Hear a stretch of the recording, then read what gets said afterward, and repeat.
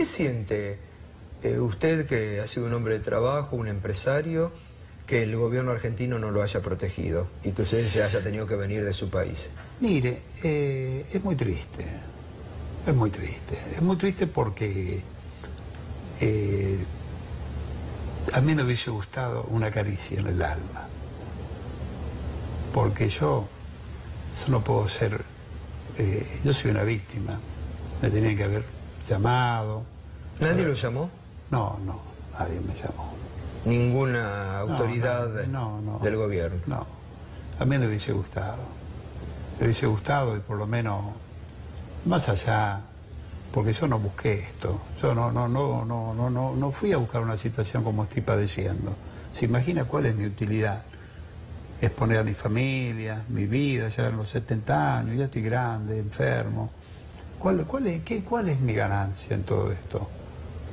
O sea, yo no busco ningún rédito ¿Usted político. tiene algún lazo político? No. Porque lo intentaron ligar al kirchnerismo. Para nada. ¿Conoce nada. algún dirigente del kirchnerismo? ¿Conoce alguna de las personas que están detenidas en Ezeiza? No conozco a nadie. Carrió y Subi dijeron, esto es todo una operación armada por los presos. A nadie, créanmelo, Gustavo. Yo soy una persona totalmente neutral. Muy buenas noches, bienvenidos a Minuto 1. Hoy más que nunca usted va a conocer la realidad. Viajamos durante el fin de semana a Estados Unidos, al encuentro de este hombre que usted acaba de ver en pantalla. Pedro Echevez, empresario, 70 años, hoy quebrado anímica y emocionalmente, con un exilio forzado de su patria, porque el gobierno de Macri, lejos de protegerlo, lo ha estado persiguiendo. Y se encuentra en una ciudad de Estados Unidos que obviamente no vamos a revelar. Lo nuestro fue un viaje casi secreto por todo lo que rodea la denuncia de este hombre. Con él estuvimos durante todo un día, grabamos cerca de 2 horas y a partir de hoy le vamos a ir mostrando de todo lo que ha hablado Pedro Echevez, de todo lo que ha grabado Pedro Echevez a Marcelo Sebastián D'Alessio, de todo lo que ha destapado este hombre para la investigación más importante que se está realizando en la historia argentina sobre el espionaje ilegal ligado al poder político, mediático y judicial. Este hombre de 70 años, a quien hoy la Argentina le debería agradecer el coraje cívico de haber hecho lo que hizo, que hoy vive atormentado, que hoy vive angustiado, que se ha enfermado por la poca contención que le han dado este gobierno, que le da contención a los delincuentes que saca de la casa, de la cárcel, para armar causas para la persecución política. Y sin embargo, este hombre, un empresario, a quien Marcelo Sebastián D'Alessio, junto a los policías de Gastaldi y Bogoliuk, presionaron al extremo de cosas tremendas que cuenta. Tremendas las cosas que cuenta, de la forma en que lo chantajeaba, lo presionaba para sacarle plata, para armarle una causa, porque ese era el propósito, armarle una causa a una persona que ellos pensaban, como él mismo me lo dice en un momento, ellos pensaban que era un viejo boludo y sin embargo yo tuve el coraje de grabarlo y grabarle 22 horas a Marcelo Sebastián D'Alessio y permitir destapar esta tremenda investigación que hoy lleva adelante el juez federal Alejo Ramos Padilla. Enseguidita vas a tener los primeros 12 minutos del mano a mano extensísimo, pero como hay que ir clarificando, contando, toda esta semana te vamos a presentar a Pedro Echevez y él te va a ir contando cómo sufrió, cómo lo extorsionaban, cómo le pedían plata, las cosas que le mandaba a su chat Marcelo Sebastián D'Alessio para presionarlo y tenerlo en sus manos. Y hoy te vamos a contar cómo fue todo ese encuentro con el fiscal federal Carlos Stornelli en Pinamar, cómo él viaja llevado por D'Alessio hasta Pinamar, cómo lo va grabando en el viaje a Pinamar. Enseguidita vamos a estar con los primeros 12 minutos reveladores. Por primera vez para la televisión argentina habla el denunciante. Ese es el hashtag con el que nos podés acompañar a partir de este momento. El denunciante.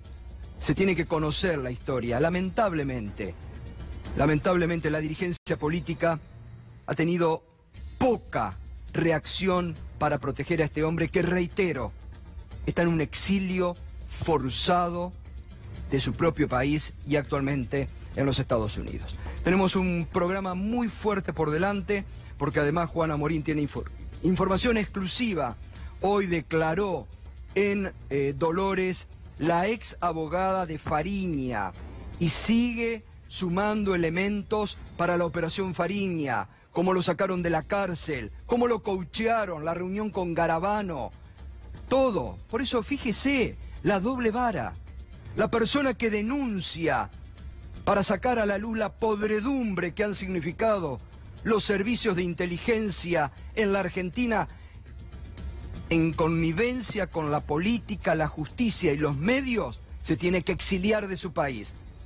A un delincuente que sacan de la cárcel para coachearlo, para perseguir, el Estado argentino se hace cargo de sus gastos, le pagan casa, alquiler, lo protegen y lo coachean para perseguir a dirigentes políticos que el gobierno quiere eliminar por la vía judicial. Gran programa tenemos. Saludo a la producción periodística de Minuto Uno, que ha obtenido este logro impecable de lograr esta nota con Pedro Echeves y con el camarógrafo Claudio Chapanaro, que nos ha estado acompañando y que ha sumado a realmente esta nota muy valiosa, interesante, que enseguidita vamos a empezar a poner. Y te reitero, durante toda la semana hay tanto material, hay tanto que angustia ver en primera persona la historia de este hombre que ha confiado en su país y que hoy se tiene que exiliar porque el Estado no lo protege. Bueno, y se viene el plan Parche. El próximo miércoles va a ser anunciado, mientras el riesgo país no da tregua. El riesgo país en la Argentina sigue altísimo, arriba de los 800 puntos. Hoy, fíjate vos, que ha cerrado a 808, llegó en un momento a 819 puntos, 808, en un marco realmente de desconfianza a nivel internacional respecto a la Argentina. Y decíamos, ¿no? Se viene el plan Parche. Fíjese usted, el relato del gobierno, que durante 3 años y medio no ha podido doblegar la inflación y que ahora lo admiten porque no tienen ningún prurito de decir, será un plan hasta octubre para ver si pueden remontar y ganar las elecciones de este año en el peor momento político y económico del gobierno de Mauricio Macri. Ya vamos a estar hablando de la 6ª derrota que el gobierno ha tenido en las provincias, en elecciones provinciales, que también suma para la incertidumbre económica que vive la Argentina. Y Mauricio Macri, ¿se acuerda cuando en campaña decía que era realmente, pero muy fácil, doblegar a la inflación, que era de gobiernos ineficaces o ineficientes los que no lograban? 3 años y medio y hoy el presidente admite que vamos a tener un pico de inflación. Mírelo. Ir de 80 años con una inflación promedio del 62,6%, sí, 80 años, sin contar las hiper, hemos tenido 62,6% de inflación. No es tan fácil, claramente, no es tan fácil al menos como lo preveíamos, porque hay comportamientos culturales que cuestan erradicar. Pero hemos empezado por hacer lo que corresponde, lo que hacen cada uno de ustedes en su casa. que es no vivir de prestado, que es no gastar más de lo que se tiene. Entonces estamos logrando en el debate con la política que se entienda que los presupuestos, empezando por el de la Nación, tienen que estar equilibrados. De ahí empezamos a construir un país en el cual no haya más inflación. Y esperamos que este pico que tendremos en marzo sea un pico en el cual a partir de acá, a lo largo de los años, vayamos avanzando paso a paso hasta erradicarla y ser un país más de la enorme mayoría, el 90 y pico %, que tiene una inflación de un dígito, y que eso le va a permitir a Sergio y a otros inversores proyectar más cosas. 3 años y medio después, el gobierno admite el pico de inflación cuando ha tenido récord de inflación. Y vamos a repasar, y enseguidita vamos a la primera parte de la nota con el empresario Pedro Echevez, pero esto es la realidad que no descuidamos. Porque si fuera por otros medios, por el gobierno, justamente quiere que no se hable de la economía. Y el miércoles te van a anunciar, seguramente como que recién llegan al gobierno. Te van a tratar de embaucar nuevamente, de estafar electoralmente con un plan que ya los propios integrantes del gobierno no creen. A ver, vamos a los fundamentos de lo que se viene, ¿no? Y con esto que dice justamente, ahora lo vamos a complementar con Fernando Alonso, el plan Vietnam, en palabras del jefe de gabinete Marcos Peña, del parche a vietnamizar la campaña. Plan parche, medidas de bajo impacto para satisfacer la demanda de socios políticos y mostrar preocupación.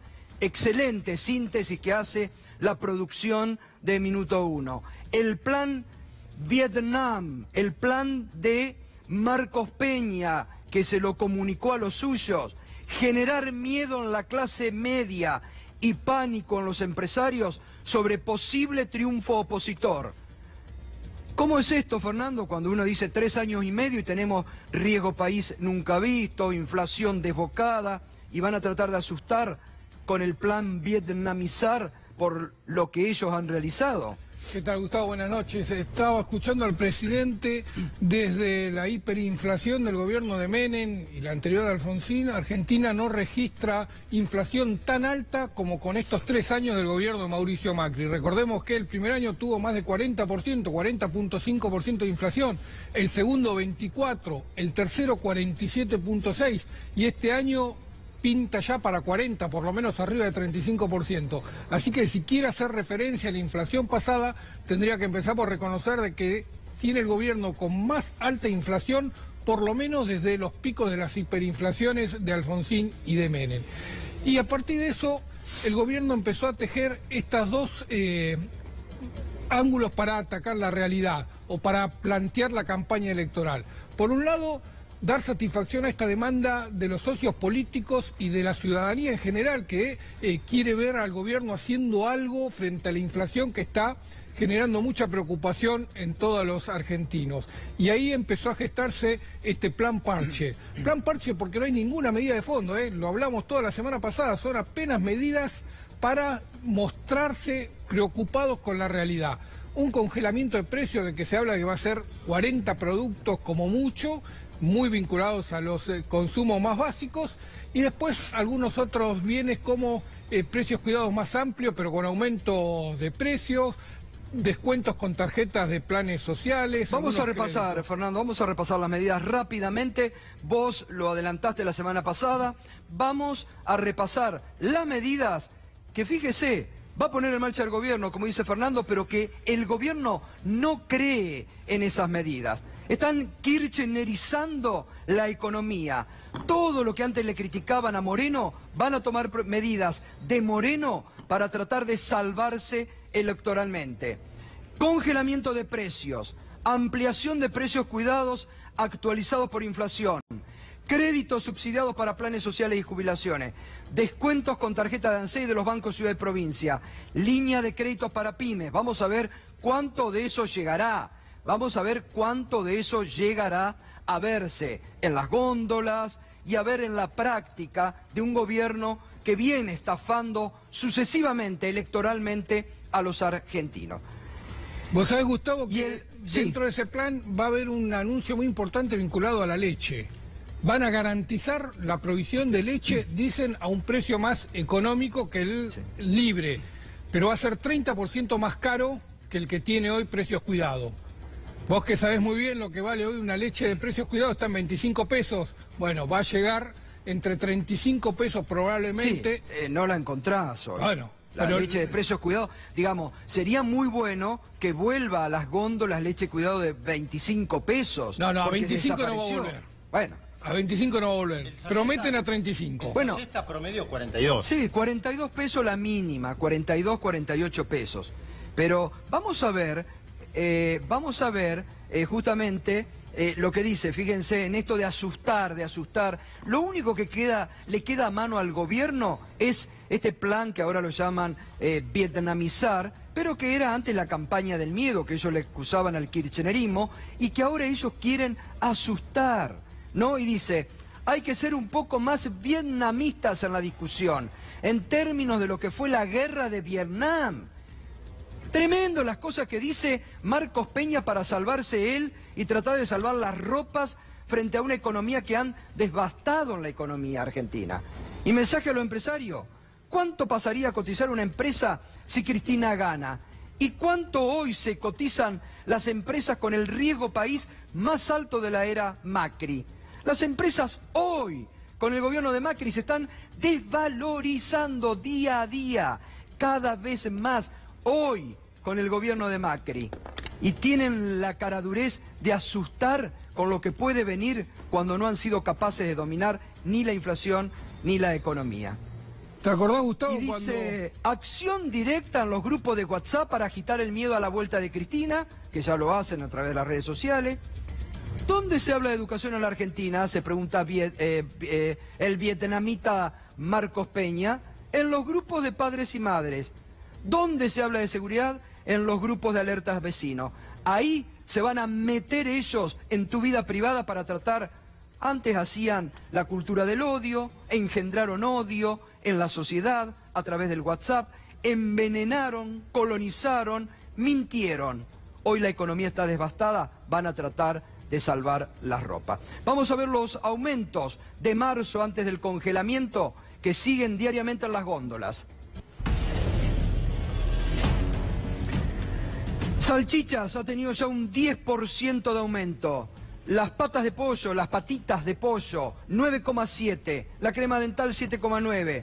Pescado enlatado, 6,6. El detergente, 6,4. Azúcar, 5,9. La leche, otro 5,7 para arriba. El jabón, 5,5. El puré de tomate, 5,5. La fuente Focus Market de los últimos aumentos registrados. Y sobre esto van a tratar de congelar y lo que van a seguir aumentando hasta el miércoles. ¿No, bueno, Fernando? Había una preocupación de que no haya mucha remarcación antes del congelamiento que se va a conocer este miércoles. Según el ministro Sica, son los aumentos que ya se venían registrando, que no se aceleraron. Son los aumentos naturales, son los que venían registrándose en todos los productos de la canasta de alimentos. Así que para el ministro no hay preocupación con estos aumentos, dice que es natural que aumenten y que no están acelerando previo al congelamiento que se va a conocer este miércoles, un día después, porque mañana se conoce la inflación de marzo, que va a ser pico, según reconoció el propio presidente, como lo escuchábamos, ¿no? Sí.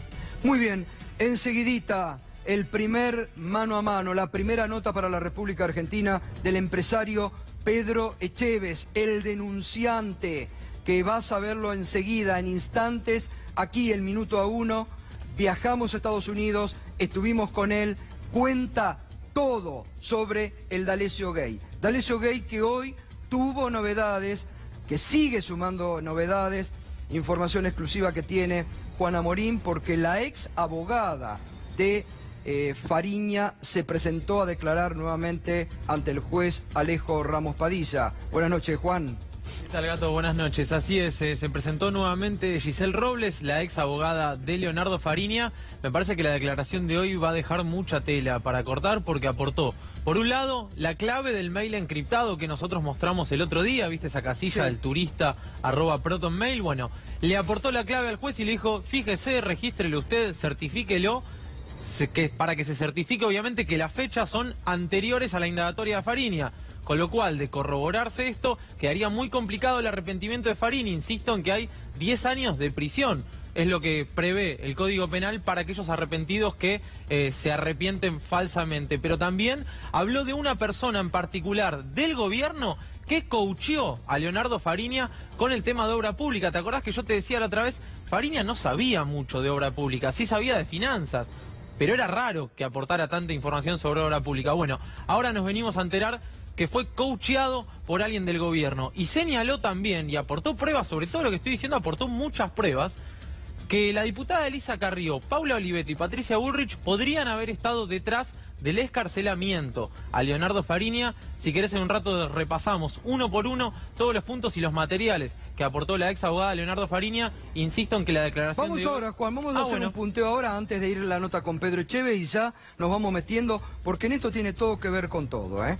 Ya enseguida viene la nota con lo que te cuenta Juan. La ex abogada del financista aportó la clave del mail encriptado, esto que Juan te mostró la semana pasada, que le enviaban a Fariña. Nombró a una mujer que fue la encargada de hacerle un coacheo en temas de obra pública. Lo entrenó al menos 2 veces para que después vaya y declare ante la justicia. Bien coacheado.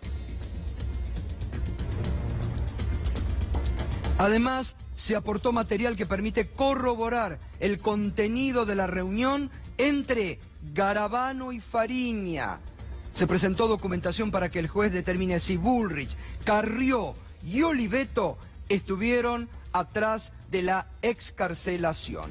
Y te agrego sí, Juan, 2 datos más, Gato. Por un lado, cuando hablamos de las pruebas de Germán Garabano, hablamos de, según fuentes allegadas a la causa, de que habría aportado pruebas que corroborarían que Germán Garabano habló del juez Rosansky, que recordemos era el que tenía la llave de la libertad de Leonardo Fariña porque tramitaba una causa en su juzgado en La Plata, y que también habló de que estaban apretando a Lázaro Báez para lograr su arrepentimiento. Y un dato más que no llegamos a ponerlo en las placas: habría aportado también un manuscrito de Leonardo Fariña de puño y letra que confirmaría todo esto que venimos hablando y que confirmaría que Leonardo Fariña se reunió con agentes de inteligencia para guionar su arrepentimiento. El material que aportó y la abogada del arrepentido Fariña es realmente muy interesante y dejaría prácticamente al desnudo todo el plan del gobierno para lograr, mediante la extorsión, mediante estos mecanismos perversos, el arrepentimiento de Leonardo Fariña. $1.500 le estaba pagando el gobierno de alquiler a Leonardo Fariña en su nuevo hogar, en su nueva casa, mientras lo coacheaban y lo guionaban para que señalara, obviamente, al gran objetivo, a la presa mayor de todo esto, que en definitiva es Cristina Fernández de Kirchner. Muy bien, Juan. Ahora a partir de las 21 también Juan te va a contar el periodista que declaró en Dolores y que dio detalles relevantes sobre la actuación de D'Alessio y la banda que apretaba y extorsionaba. Y ya nos metemos para presentar la nota. ¿En qué momento, le pregunto yo a Pedro Echeves, se empieza a relacionar, como lo conoce él, a Marcelo Sebastián D'Alessio? Pedro Echeves es un empresario, hace muchos años que está en el rubro agropecuario, fue uno de los primeros con su familia de hacer las plantaciones de kiwi en Sierra de los Padres, trabajó muchos años en Estados Unidos, sus hijos tienen ciudadanía estadounidense. En el año 2015, por un amigo contador, lo conoce a Marcelo Sebastián D'Alessio cuando D'Alessio, ya con el gobierno de Macri, era director de Enarsa. Allí, un amigo que compartía con la amistad con Pedro Echeves, se lo presenta, pero no queda más que eso. En el 2017 aproximadamente, sus caminos empiezan a cruzarse nuevamente, y acá fíjese lo perverso de esta organización. Pedro Echeves necesitaba alquilar oficinas, alquila unas oficinas, un piso en Puerto Madero, y lo hace con otras personas, en esta modalidad que ahora se usa mucho, de alquilar un espacio físico, y después cada uno adentro pone su oficina, su cubículo, y ahí lo relacionan con los ex policías de Gastaldi y Bogolyuk. Justo, o casualidad, en el primer piso estaba la oficina de Marcelo Sebastián D'Alessio. Y en el segundo estaba Pedro Echevez y le hacen compartir, porque decían que era mucho más barato, la oficina con De Gastaldi y Bogolyuk. Lo perverso de esto, que en ese tiempo De Gastaldi y Bogolyuk le empiezan a hacer tareas de inteligencia a Pedro Echevez. Lo empiezan a investigar ilegalmente a Pedro Echevez. Y saben que Pedro Echevez en el año 2017 había tenido un contacto fugaz por su profesión con el ex ministro de Economía de Santa Cruz, Campillo, que cayó también en la causa de las fotocopias. Y ese es el punto que le descubren De Gastaldi y Bogolyuk y que empieza a usar Marcelo Sebastián D'Alessio. Porque fíjese, en el último chat que D'Alessio le envía a Stornelli cuando es descubierto en forma desesperada, mire lo que dice. Es muy importante para la nota que ahora vamos a presentar y explicar el mecanismo de chantaje al que fue sometido Pedro Echevez. En el último chat, en el 11 de febrero a 23:15, cuando lo están por allanar: Carlos, me van a matar. ¿Querés que vaya con vos a la Cámara Federal para declarar ahí y decir quién me giró? Ramos Padilla me quiere detener.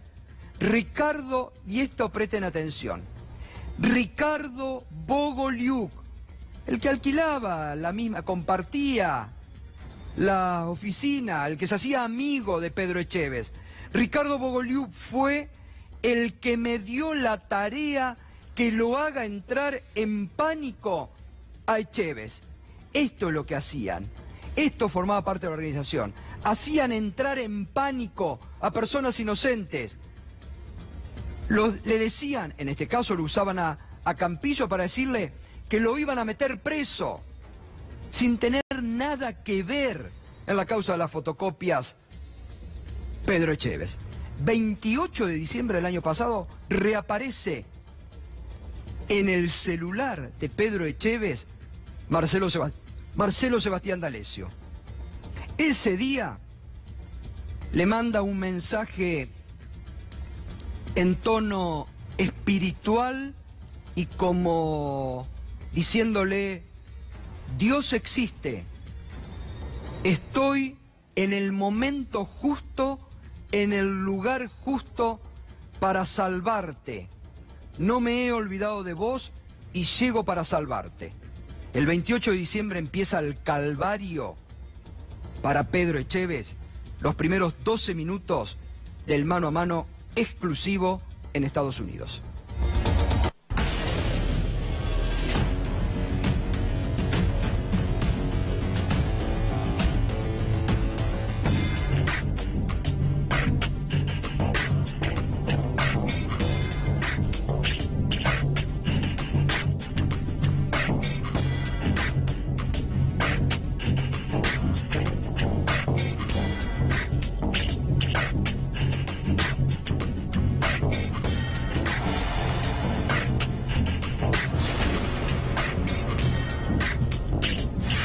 ¿Qué le dice D'Alessio? ¿Cómo lo empieza a extorsionar? ¿En base a qué? ¿Qué elementos tenía? Bueno, él lo primero que hace, él empieza a hablarme y hablo por teléfono con él. Él me dice que yo estaba incorporado a una causa de los cuadernos, en la cual, cosa que yo se lo desconocí, y no solamente que se lo desconocí, sino que no lo acepté, dado que él me hablaba de Campillo, y era un hombre que yo lo conocí en el 2017.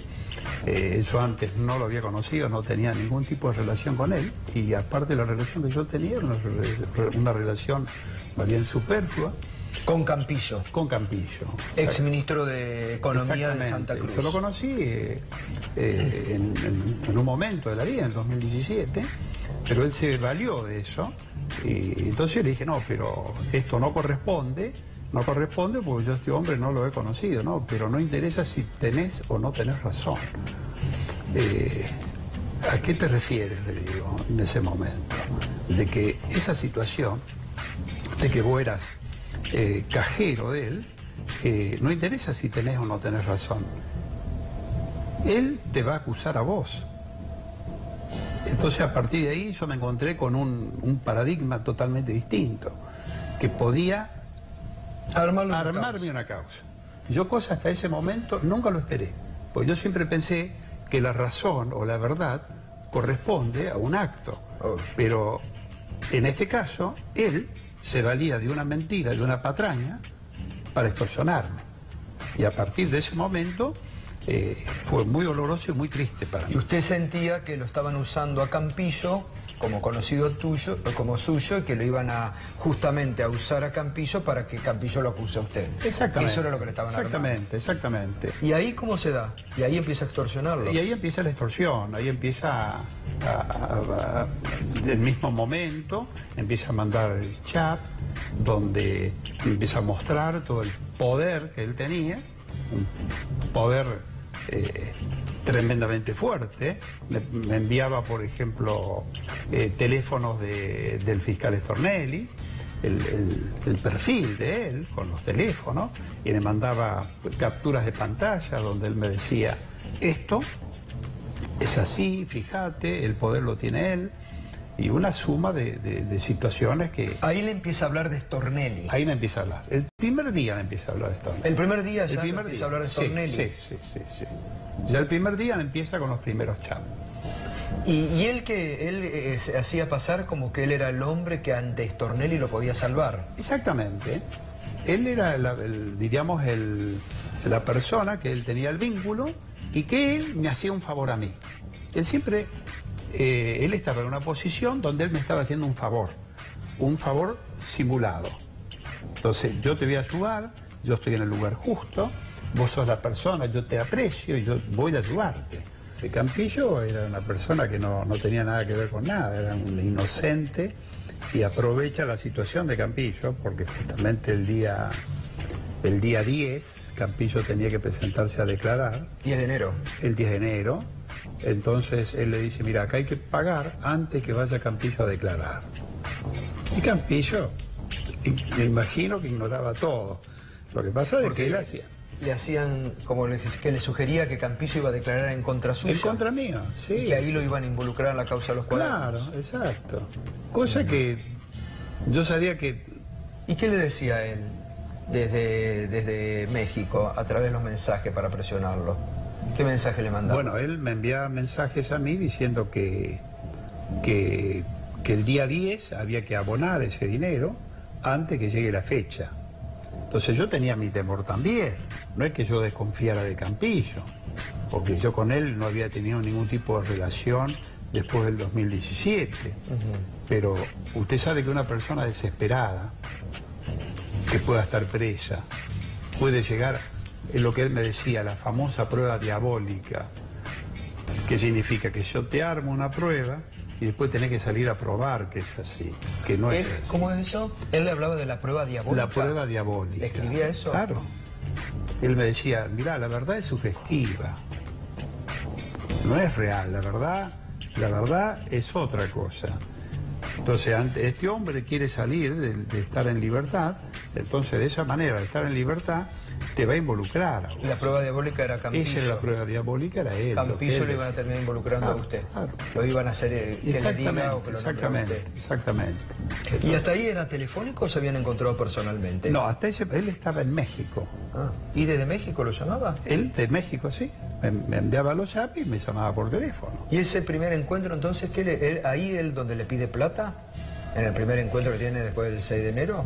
Él pide indirectamente. Él dice, la primera vez que hablamos, él hablaba de $1,5 millones de dólares, $1.600.000. La segunda vez... ¿Para que le arregle la causa? Para que solucione el problema. Él hablaba ya de un monto sideral. Y él cuando hablaba de ese monto para que le arreglen la causa, ¿lo nombraba Stornelli? Siempre. Él siempre lo nombra Stornelli. ¿Y qué decía? ¿La plata es para el fiscal? Claro, yo no te cobro nada, yo lo mío es, olvídate, por mí no hay problema, yo te quiero ayudar. quiero solucionarte, te estoy haciendo una síntesis, ¿no? Sí. Yo lo que quiero es ayudarte. Sí, eso me acuerdo que uno de los audios dice, yo no quiero nada. No quiero nada, exactamente. Él hacía esa simulación, es tal así que cuando yo tengo un compromiso, dice, con el fiscal, y tengo que darle ese dinero porque él tiene que comprar una casa, y bueno, toda esa suma de situaciones que se fueron suscitando a través del tiempo, ¿no? ¿Usted sentía que él hablaba en nombre de Stornelli? Siempre lo hizo, en nombre de Stornelli.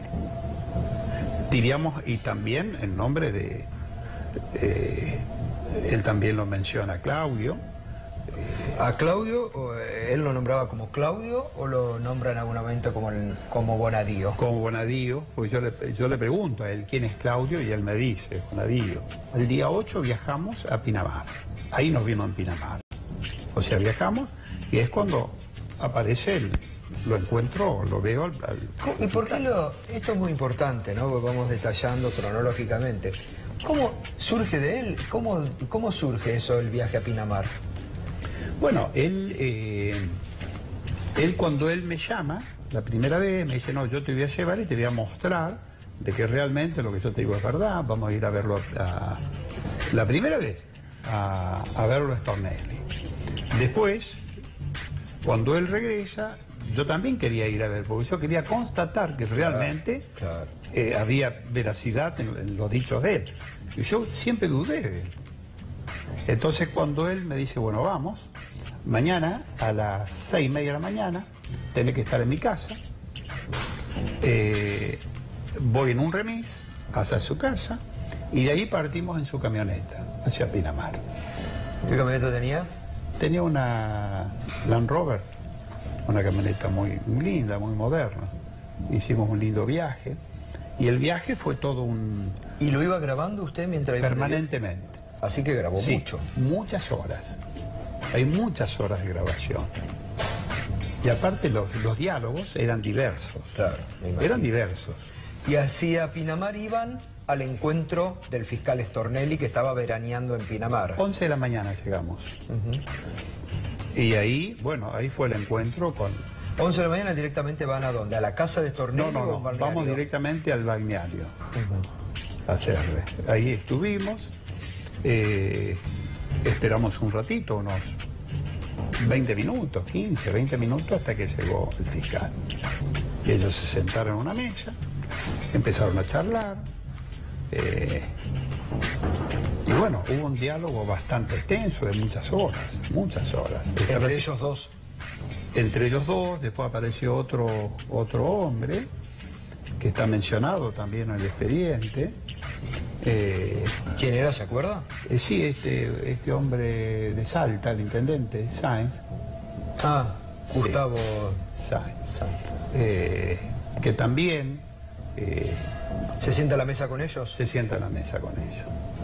Que realmente también me dio un poco de pena por este hombre que haya estado ahí en una situación que en cierta manera lo comprometió sin tener nada que ver, porque hay que tener en cuenta que D'Alessio era un hombre que comprometía a cualquiera. A cualquiera. Claro, era un hombre una persona con cierta... ¿Y cómo se produce el encuentro ahí en el balneario CR con Stornelli, de usted y Stornelli? ¿Cómo fue el encuentro?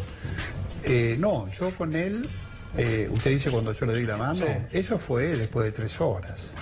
Después de diálogos, en el cual ellos dialogaban. ¿Y usted dónde estaba? ¿Usted sentado? Usted me senté un rato, estuve un rato, después me fui.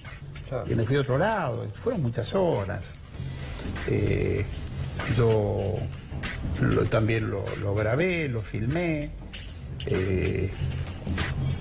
Después, cuando ya íbamos a irnos, yo ingreso al baño y cuando salgo del baño, Stornelli estaba con él en la puerta, entonces él me lo presenta, me da la mano,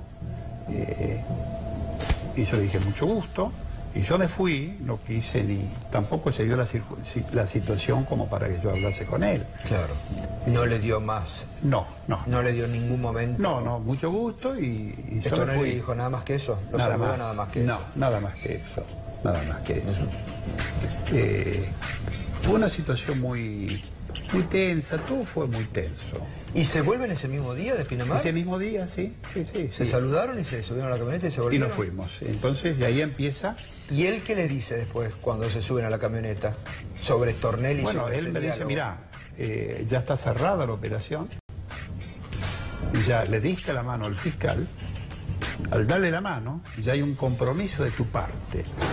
Entonces acá no podemos quedar mal. Él me apresuraba para que yo tomase una determinación. ¿Y hasta ese momento ya le habían fijado a usted el monto que tenía que pagar? Bueno, justamente, él saca el cuaderno y me dice, este es el monto, los 300.000 pesos, 300.000 dólares, perdón, que hay que pagar. Y esto, hay que pagarlo o pagarlo. Ahí es donde está, que se ve que está anotado en un cuaderno 300. 300, exactamente. Yo justamente él me dice, sacalo del asiento de atrás, lo saco, él lo abre, y me acordaba perfectamente porque había un avión dibujado por el puño y letra de él, y el monto abajo que decía 300. Me dice, ese número lo escribió el fiscal Stornelli.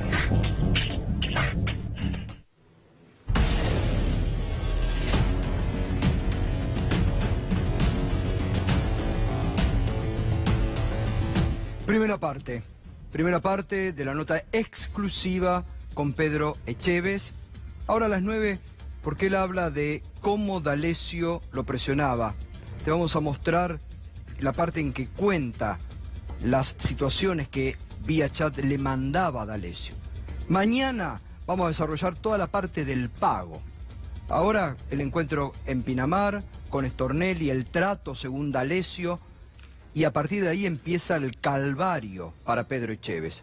Y mañana te vamos a mostrar la parte donde Pedro Echevez cuenta cómo va él pateando el pago, cómo lo va presionando, en qué lugar se reúnen, cómo le adelanta 9.600 dólares, cómo D'Alessio le hace cargo a Pedro Echevez, porque todo esto, D'Alessio le decía que Stornelli se tenía que comprar una casa. Y como Pedro Echevez le decía que no tenía el dinero, el 10 de enero le dice, se le vence el plazo al fiscal, ahora le cobran una multa en la inmobiliaria, vos te tenés que hacer cargo de la multa. Le hace cargo a Pedro Echevez de la multa por la operación que no se había realizado. Así que mañana, reitero, tenemos 1 hora y media, casi 2 horas grabadas en exclusiva con Pedro Echevez, mucho material. Habla de cómo la nombraba Patricia Bullrich, cómo lo nombraba al periodista Daniel Santoro, cómo hablaba de la AFI y de la llegada que Marcelo Sebastián D'Alessio tenía al poder durante todo tiempo. Es riquísimo el diálogo y el coraje de este hombre, reitero, que hoy la ciudadanía argentina debería reconocer. Un hombre que hoy, por haber hecho esta denuncia, está autoexiliado en los Estados Unidos porque este gobierno que banca delincuentes no le garantiza mínimamente la seguridad para que esté en este país y ha perseguido incluso hasta a sus hijos. Bueno, enseguida vamos a la otra parte. No sé si querés, Juan, agregar. No, la verdad me sorprendía, obviamente con el testimonio, verlo a Pedro Echevez dar la cara, digamos, y verlo con imagen después de tanto tiempo, obviamente te choca un poco. Y esta frase de D'Alessio, ¿no? La verdad es subjetiva. No, es tremendo. No es real. Te vamos a armar las causas. Y es un poco lo que venimos viendo, ¿no? Claro. En todos estos años de las causas judiciales, que siempre atrás de la causa judicial, ya empezando por el sorteo, hasta los peritos, hay algo detrás. O los arrepentidos. O los arrepentidos. Porque acá está clarísimo.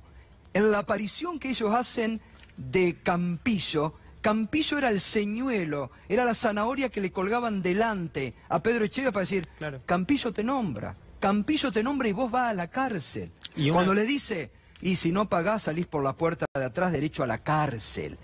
A una persona de 70 años lo amenazaban con que iba a la cárcel sin comerla ni beberla, solo porque la operación estaba en marcha para extorsionar a uno más. Porque después están todos los otros testimonios, de Cifuentes, de Gabriel Traficantes, de Bruce Adobat y los que se van a ir sumando. Así es.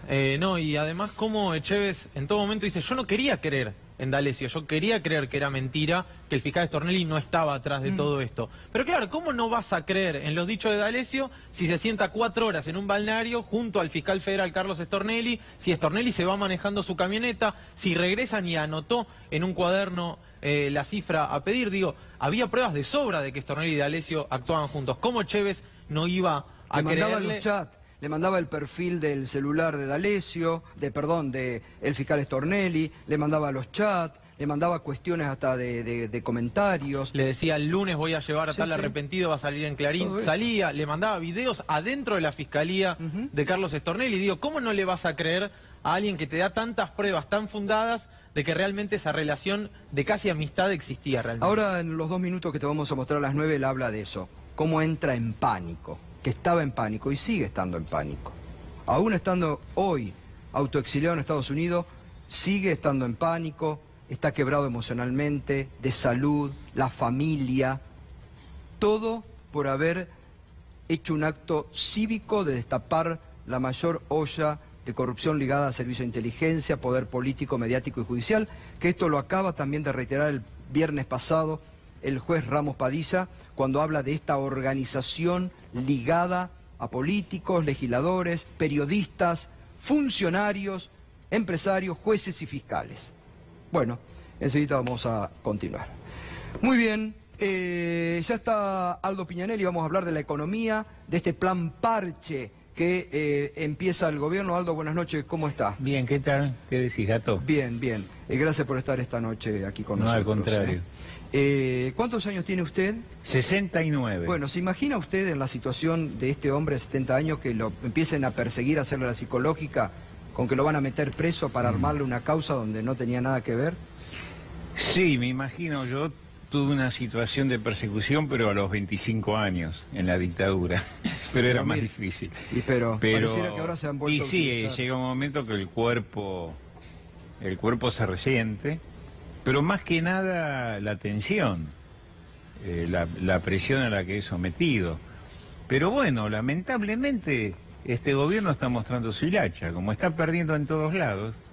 Si no, fíjense en lo que pasó en la provincia de Buenos Aires, que entre gallos y medianoche sacaron un decreto que cambia las reglas de juego en pleno proceso electoral. Espero que la justicia lo voltee. ¿Y este plan parche que nosotros hemos denominado, va a servir para algo, Aldo? No. Mira, uno dice no. En el fondo, que algo funcione mínimamente, porque la verdad, muchachos, todos sabemos, en mi caso, que soy opositor a este gobierno, pero también la gente, ¿viste? Que vayamos a votar con cierta tranquilidad. Mirá, mañana se va a conocer la inflación de marzo. Va a estar arriba del 4%. Cuando hace poco el presidente o el mismo Cucone de Dujovne, el ministro, decía, está en baja la inflación. Y se espera en marzo, abril y mayo, inflación de arriba del 4% mensual.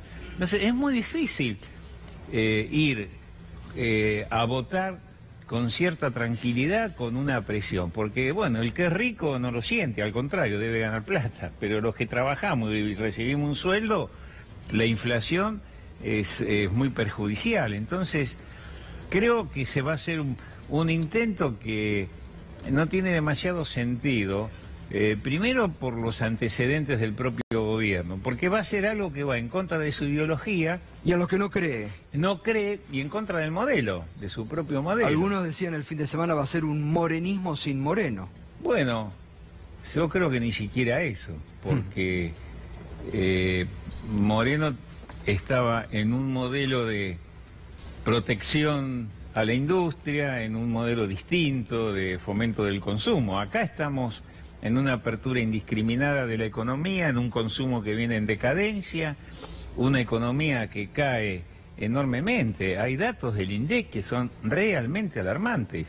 El último dato que dio el INDEC la semana pasada, y estoy hablando del INDEC, dato oficial, la industria cayó un 14%, el consumo un 11%, y todos los rubros cayeron. Lo único que subió un poco fue la agricultura, que subió un 7%, pero el campo no representa ni el 8% del PBI argentino, así que es algo que no se siente en el bolsillo de la población.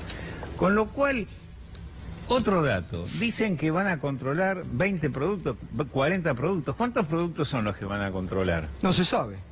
¿Se sabe, Fernando? No, se habla de 20, 40, 50. Bueno, empezaron pero... con 100, dice que terminaron con 15, según algún periodista la semana vamos a pasada. suponer que sean 20, le damos un changüín. ¿Ustedes saben cuánto es la cantidad de bienes y servicios que el INDEC controla a nivel país para sacar el índice de inflación? 20.000. Y van a controlar 15, 20. Entonces, sí, productos de harina y algunas cosas más. bueno, la harina ya aumentó un 300%.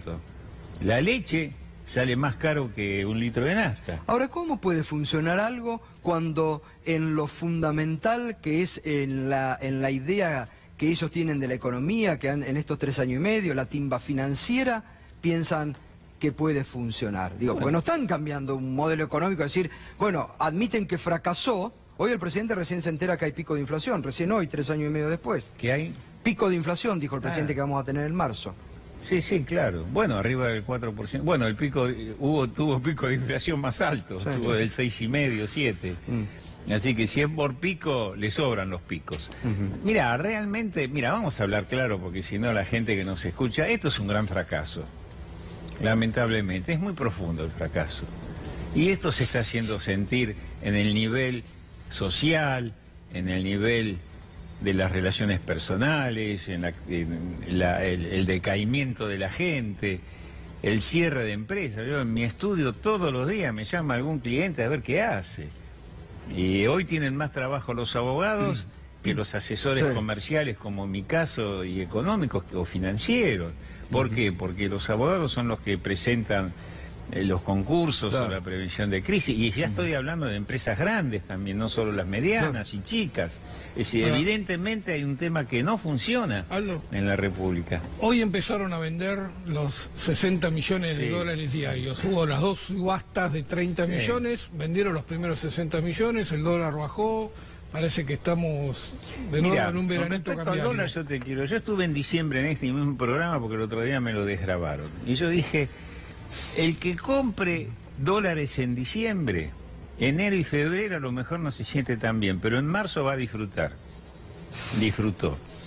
El que compró dólares en marzo, seguramente en abril y mayo va a sufrir un poquito, pero en junio le firmo, le garantizo que van a festejar. Porque estos son ciclos de 90 días.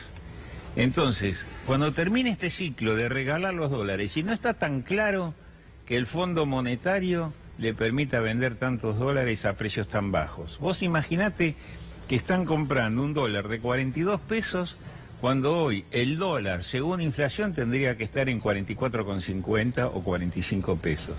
¿Por qué? Porque el acuerdo con el fondo establece claramente, primero, no se puede usar el dinero que te presta el fondo para financiar la fuga de capitales. Y vender dólares baratos para que no se te dispare, financiar la fuga de capitales. Primer tema.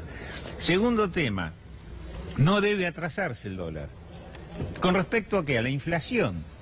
Si vos tomás la inflación de enero, febrero y marzo, es más del 11%, 11,5% va a ser. Si vos actualizás el tipo de cambio de fin de diciembre por el 11,5%, te da un dólar de 44,80 y lo están vendiendo a 42. Mirá que el que compra está haciendo negocio, ¿eh? Entonces, es un tema muy delicado, seguimos sin generar dólares genuinos, seguimos endeudándonos vías de LELIQ y vía letras del Tesoro, y ya le digo, esto Están en vendiendo junio los dólares, están vendiendo los dólares a 30 millones por día y después renuevan las letes. Sí. O sea que estos mismos dólares que están vendiendo después Bueno, se los ¿ustedes toman saben lo prestado que al le dijo el mercado Fondo y le pagan Monetario a los 5,5%? funcionarios argentinos? Díganlo, pero no lo hagan. O sea, cuando ellos dijeron, vamos a vender dólares, dijeron, bueno, lo pueden decir, pero no hacerlo. Así que ahí tenemos un conflicto en puerta. Segundo tema, ¿ustedes recuerdan hace 15 días cuando pedimos un waiver al fondo? Sí. El waiver en inglés que dice un perdón. Un perdón. ¿Qué decían los Duhovne y compañía? Es un tecnicismo. Es un tecnicismo. Bueno, ¿ustedes vieron el resultado de marzo fiscal? Es un déficit de 100.000 millones de pesos. Los subsidios energéticos y al transporte aumentaron un 150%. O sea, aparte de aumentar las tarifas, aumentaron los subsidios por la devaluación, por el problema de vaca muerta, por el problema del transporte, por el problema de los combustibles. Entonces, ¿en qué quedamos? Los intereses, el pago de la deuda, que ya en marzo del año pasado se habían triplicado, aumentaron un 80% año a año. Hay un déficit enorme fiscal, entonces es mentira, es falso que era un tecnicismo. Decían que el waiver se pedía porque tardaban en presentar la planilla. Ahora que la presentaron hay un agujero fiscal terrible. Entonces, muchachos, esto no cierra por ningún lado. La verdad... No van a llegar al déficit cero. No, eso ya está previsto que no. ¿Qué déficit cero? Tremendo. Si tienen en un solo mes tuvieron un déficit de 100.000 millones de pesos. El presidente dijo que van a... Sí. Aldo, gracias. ¿Está siempre usted con el tema del Consejo de Ciencias Económicas? Sí, soy candidato. ¿Es candidato? ¿Cuándo son? El 19 de junio es la elección a presidente del Consejo Profesional de Ciencias Económicas.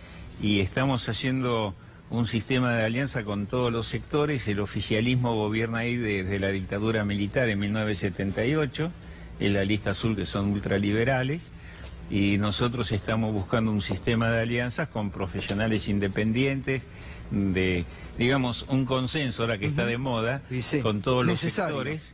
Y me han propuesto a mí, con apoyo de la Facultad de Ciencias Económicas, del rectorado y mucha gente más, para ver si después de 40 años podemos desalojar democráticamente a quienes entraron a punta de bayonetas en el Consejo Profesional de Ciencias Económicas. Bien, vamos a estar acompañándolo entonces. Muchísimas gracias, Aldo. Como siempre. Gracias, y muchas mucha gracias. suerte. Gracias por estar, Aldo.